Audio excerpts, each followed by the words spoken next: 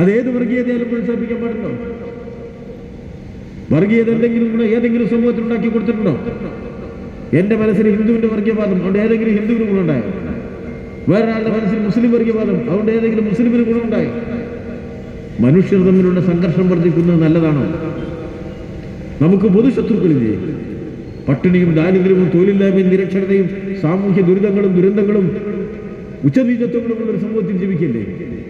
രാജ്യത്തിന്റെ സമ്പത്ത് മുഴുവൻ കൊള്ളയടിച്ച് ശതകോടീശ്വരന്മാർ കൊണ്ടുപോവുകയല്ലേ? അതിന് ഭരണകൂടം കൂട്ടുനിൽക്കുകയല്ലേ? നമ്മളെല്ലാം കാണെ ദരിദ്രരാവുകയല്ലേ? ഒരു രോഗം വന്നാൽ തീരാവുന്നതേ ഉള്ളൂ നമ്മുടെ വരുമാനം. രാജ്യത്തെ ഏറ്റവും വലിയ പ്രശ്നം ഹിന്ദുവും മുസ്ലിമും വർദ്ധിക്കുന്നതല്ല എന്നും ദരിദ്രരുടെ എണ്ണം കൂടുന്നതാണെന്നും CPM പോളിറ്റ് ബ്യൂറോ അംഗം A. വിജയരാഘവൻ പറഞ്ഞു. അതാണ് വർഗീയത. ഈ കോർപ്പറേറ്റ് പിൻബലത്തിൽ അവര് വളരുകയാണ്.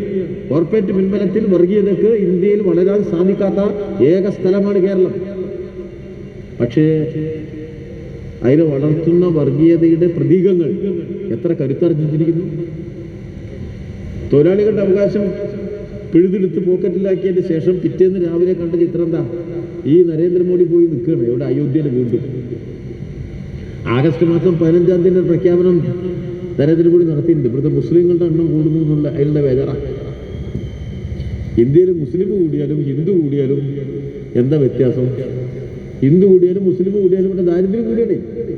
ഇവിടുത്തെ മുഖ്യ പ്രശ്നം ഹിന്ദു കൂടുന്നതല്ല, മുസ്ലിം കൂടുന്നതല്ല. അങ്ങനെ നമ്മളോട് ചിലർ പറയും മുസ്ലിമിന്റെ എണ്ണം കൂടുന്നത് കണ്ടില്ലേ, ഹിന്ദുവിന്റെ എണ്ണം കൂടുന്നത് കണ്ടില്ലേ? ഹിന്ദുവിന്റെ എണ്ണം കൂടുന്നതും മുസ്ലിമിന്റെ എണ്ണം കൂടുന്നതുമാണ് ഇവിടുത്തെ പ്രശ്നം. പട്ടിണി കിടക്കുന്നവന്റെ എണ്ണം കൂടുന്നതാണ്, ദരിദ്രന്റെ എണ്ണം കൂടുന്നതാണ്, അതിദരിദ്രന്റെ എണ്ണം 30 കോടിയായി വർദ്ധിക്കുന്നതാണ്. ആ ഇന്ത്യയിൽ ആ 30 കോടി അതിദരിദ്രരിൽ ഒരാൾ പോലും ഇല്ലാത്തൊരു നാടാക്കി കേരളത്തെ മാറ്റിയിരിക്കുന്നു ഈ കമ്മ്യൂണിസ്റ്റ് പാർട്ടി ഇടതുപക്ഷം. LDF ചങ്ങരംകുളത്ത് നടത്തിയ തിരഞ്ഞെടുപ്പ് യോഗം ഉദ്ഘാടനം ചെയ്ത് സംസാരിക്കുകയായിരുന്നു അദ്ദേഹം. രാജ്യത്തെ അതിദരിദ്രരുടെ എണ്ണം 30 കോടിയായി മാറിയപ്പോൾ കേരളത്തിൽ ഒരു അതിദരിദ്രരും ഇല്ലാത്ത രീതിയിലാക്കാൻ ഇടതുപക്ഷ സർക്കാരിന് കഴിഞ്ഞെന്നും വിജയരാഘവൻ കൂട്ടിച്ചേർത്തു. ജില്ലാ പഞ്ചായത്ത് സ്ഥാനാർത്ഥി KV ഷഹീറിന്റെ പ്രചരണാർത്ഥം സംഘടിപ്പിച്ച തിരഞ്ഞെടുപ്പ് റാലിയിൽ ആലംകോട് നന്നമുക്ക് പഞ്ചായത്തിലെ CPM സ്ഥാനാർത്ഥികളും പങ്കെടുത്തു. ഹൃദയപക്ഷമാണ്, ജനങ്ങളുടെ ഹൃദയപക്ഷമാണ്. ഇടതുപക്ഷമില്ലാത്ത ഒരു കേരളത്തെ കുറിച്ച് ചിന്തിക്കാൻ കഴിയില്ല. ഇടതുപക്ഷം ഈ നാടിന്റെ ഹൃദയപക്ഷമായത് നാടിന്റെ വികസനത്തോടൊപ്പം ഏറ്റവും ജനക്ഷേമകരമായ പ്രവർത്തനങ്ങൾ ഏറ്റെടുത്ത് നടത്തി എന്നുള്ളതുകൊണ്ടാണ്. ചങ്ങരകുളം ടൗണിൽ നടന്ന പൊതുയോഗത്തിൽ P. വിജയൻ സ്വാഗതം പറഞ്ഞു. VV കുഞ്ഞുമുഹമ്മദ് അധ്യക്ഷത വഹിച്ചു. KT ജലീൽ MLA മുഖ്യപ്രഭാഷണം നടത്തി.